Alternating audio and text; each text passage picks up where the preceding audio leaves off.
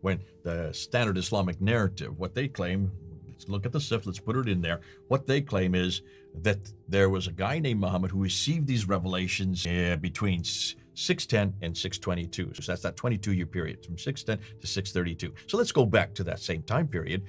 If you change one word, it changes the sentence, does it not? And it can change the meaning also. It can change the meaning. It can change the belief. The theology. It can change the doctrine. Yep.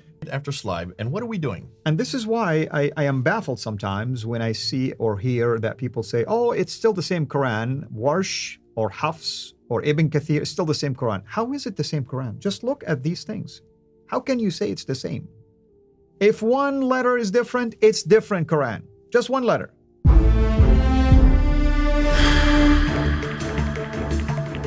Welcome to Events and History, where we explore the origins, teachings, and historical development of Islam with a fact-based, analytical approach. For centuries, Muslims have been taught that the Quran is the divine word of Allah, sent to Muhammad by angel Jibreel, and that it is perfectly preserved, unchanged, unaltered, and identical in every copy worldwide.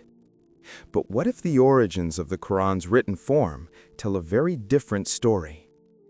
In this episode of the Aramaic Qur'an, Al-Fadi and Dr. J. Smith uncover how the Arabic script itself was still developing when the Quran was first written. They explore why vowel marks, dots, and diacritical symbols, which are essential for reading Arabic, were added centuries later, and how that Arabic language development opened the door to multiple versions of the Quran, with countless variations in meaning and theology. Could it be that the Quran's early text was not purely Arabic at all, but influenced by Aramaic Christian liturgy? Hello, everyone. This is Al-Fadi, and I want to welcome you back to another episode of this series on the possible origin of the Quran, which we have titled the Aramaic Quran. Today, we are going to talk about some of the tools that were basically created or invented or even added in the 8th century and beyond to assist in reading the text of the Quran. Why is that important? Well, with me here in studio to discuss all of that is Dr. J. Smith. Dr. J, welcome back. Thank you. Why was it, I'm an Arab, of course, and I read Arabic, but I'm just for the sake of our viewers. Why was it necessary to add tools, dotting, vowel markings, diacritical marks to assist in reading the text? To understand that, you need to go back to the 7th century. You need to go back to the time, supposedly, when the standard Islamic narrative, what they claim, let's look at the Sif, let's put it in there. What they claim is that there was a guy named Muhammad who received these revelations between 610 and 622. So that's that 22-year period from 610 to 632. So let's go back to that same time period. Now, here's where Odin has really been helpful, and this is where Thomas has been really helpful from Germany.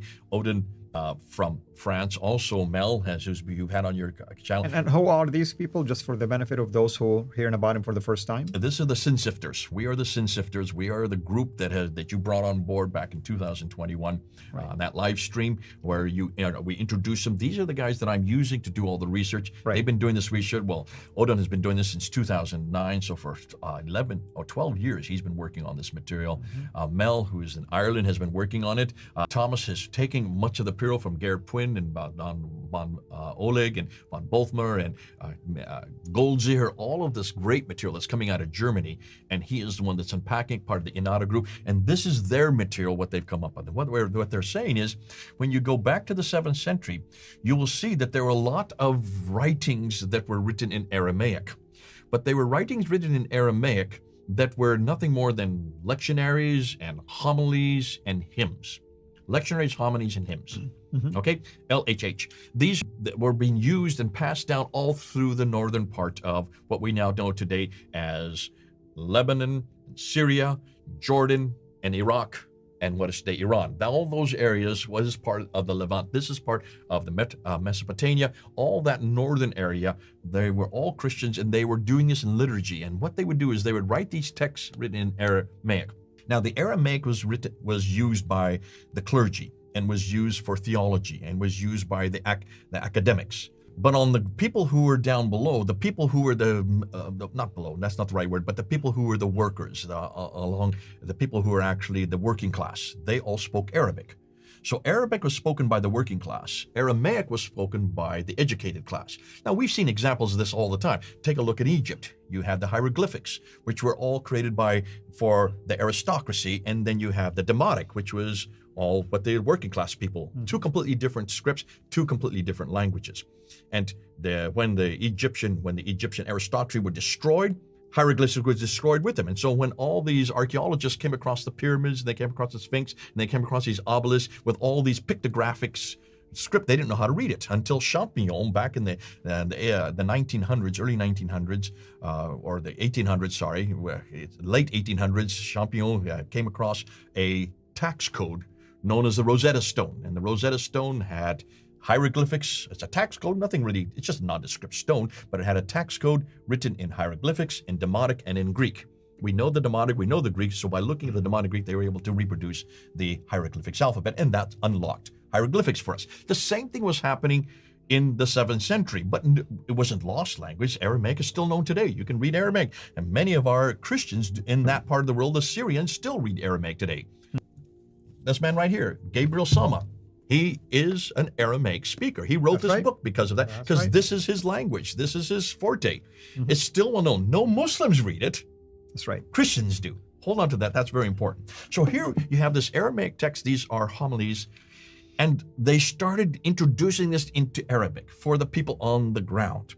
Taking it from this liturgy, this very sophisticated aristocracy, bringing it down to layman's terminology, you had a problem. Because Arabic was just being created as a written form. And I want to show you, and I want to go to the slides now. Let's look at the slides, and I want to show you a text. Take a look at this right here. This is the manuscript that you're studying in your doctoral thesis. That's right. And over there is the Samarkand. What do you notice about this? Can you read that real easily as an Arabist? Well, I mean, you have to be careful because I look at him all the time. It's easier for me, but as an Arabic, just if you give it to any Arab speaker right now, they may pick few letters, few words, but can they read it easily? You can. In fact, there are many different variations of what you're reading, and you can see you could cause all kinds. So there was a problem because this was a very crude text. It was being lifted from the Aramaic. That's why it's very similar to the Aramaic, and yet it could not be read.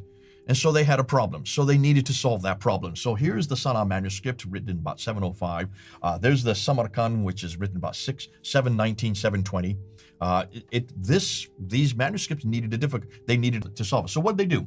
Well, what they did, let's take a look at what they did. And here now I just want to show you this. These are the 28 letters that we have today. That's the Arabic alphabet as we know it today, complete with all the necessary marks and dottings that allow an Arab reader to understand which letters you're looking at. Okay, there are 6 letters, however, that don't use dots. Let me just point them in you. As I do them, I want you to read each one. So the first one is that one there. What's that? That's Aleph. Okay, that's the ah sound, right? Right. What's this one down here? That's the kaf, okay? What's this one here? Lam. Okay, what's this one here? Mim. Okay, what's this one here? Ha. And then what's this one here? Wow. Okay, so those are the 6, right? You notice there's no dots with any of them. Correct. Of the other 22, you have to have dots. Right. May I point something?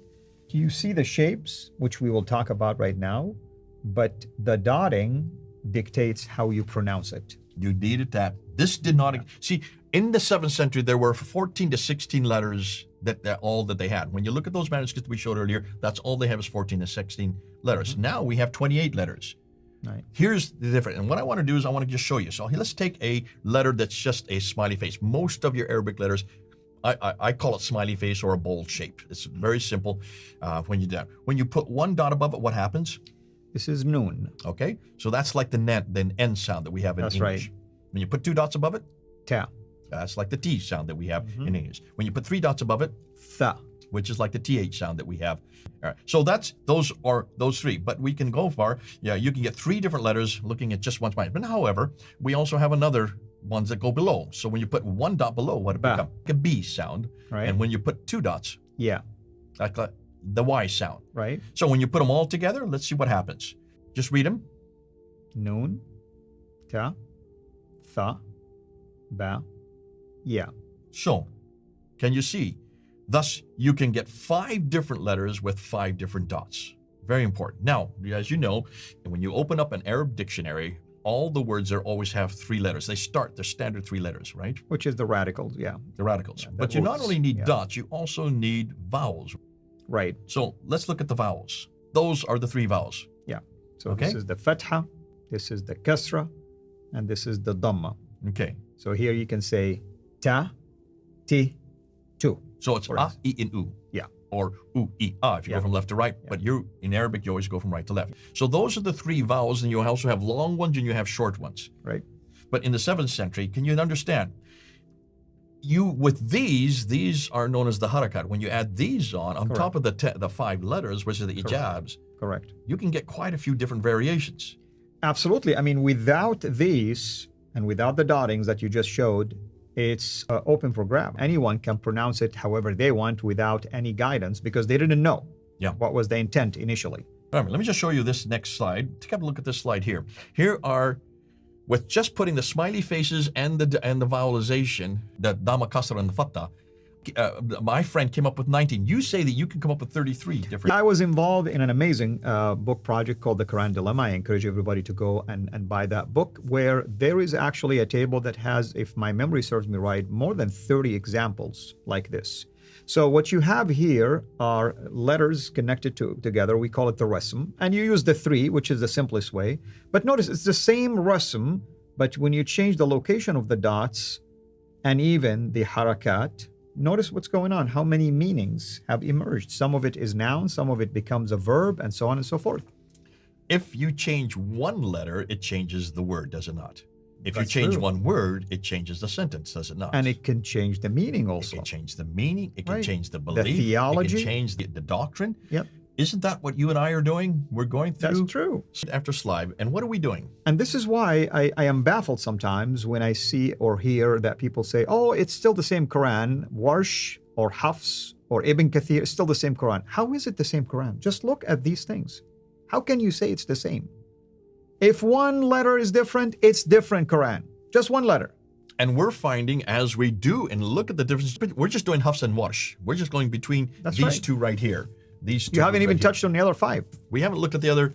Oh, we haven't looked at the other 28. There's 28 that we can. And be those looking are at. the canonized, by the way. There are non-canonized readings. These aren't even part of the first 7. right, yeah. These are not part of the Qira'at. Yeah. These are riwayats. I think you had it flipped. I have it upside down. Let's make sure I get it right side up. Can you see the Arabist realizes I've got my Arabic under upside down? And that's We even know we worse. want our Muslim friends not to feel like we're doing anything wrong here. So Can you see? With Yeah. just these 2, there are 5 different. And every time, and that's why we're now putting it up on your site, I'll be putting it up on my site. We need to show that when Muslims say there's not one meaning, there's not one doctrine, not one. This is what Shabir Ali keeps on saying. There's no difference, Mr. Smith. There's no difference, Al-Fadi. You guys are just making this, you're blowing this out of proportion. Take a look. If you can look at right here, there's 19, you say as many as 33 that you can come up with. I don't know why you chose 19 because you feed into the miracle of 19. Isn't that interesting? Can you now see why we chose 19? This is the miracle that they're claiming. This is another exposing their miracle. Well, listen, what we're going to do next then, we're going to now move out of that, and we're going to start coming back to, we want to actually go and look at some applications of this. Absolutely. And that's really where the meat of this whole series will begin to materialize right now. So hopefully everyone is tracking with us as always. Hopefully you are seeing what we're seeing. And hopefully you can begin to recognize that we do have a problem. We do have a problem. And what we're trying to do is come up with ways to at least resolve some of the tension that is rising. In other words, yes, the standard Islamic narrative is telling us one thing, but what we're finding is a contradiction to that. So there is a tension. How can we resolve this tension? And that's the intent behind this series. Is there a possible way to resolve tensions like this? And hopefully you can join us, of course, next time and after that as well, because I believe you are going to be enriched by everything that will be shared. And by the way, this is just, like my brother mentioned, a green paper, meaning that we are still going to bump out maybe white paper later and possibly even more information until we fine-tune the whole thing. However, as always, we're open for any pushback, academically speaking. Not just emotionally yelling, not just, basically throwing rocks at us just because we're sharing things that we can back basically up from sources. We welcome a dialogue. an academic, professional, respectful dialogue, and we're always open for that as well. So thank you everyone for watching, and hope to see you again next time. This is Al-Fadi. What we've just heard shatters one of Islam's most enduring claims, that the Quran came down in perfect Arabic, word for word, untouched through time. As Al-Fadi and Dr. J. Smith have shown, the evidence from early manuscripts and linguistic history tells another story entirely. The Arabic language was still evolving, the script incomplete, and Aramaic influences undeniable.